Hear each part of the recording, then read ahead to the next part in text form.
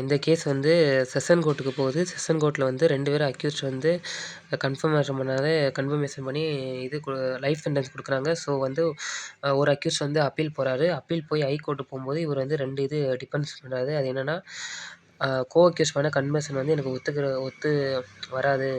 அவரு வேணுக்குனே என்னை வந்து மாட்டி விடுறாரு அப்படின்னு சொல்றாரு. இன்னொன்னு என்ன சொல்றாருன்னா, டிஎன்ஏ டெஸ்ட்லயும் அவர் பண்ணோம். டிஎன்ஏ டெஸ்ட் வந்து நம்பவே கூடாது. அது வந்து it's not a primary evidence அப்படின்னு சொல்றாரு. இது வந்து அவங்களோட டிஃபென்ஸ்.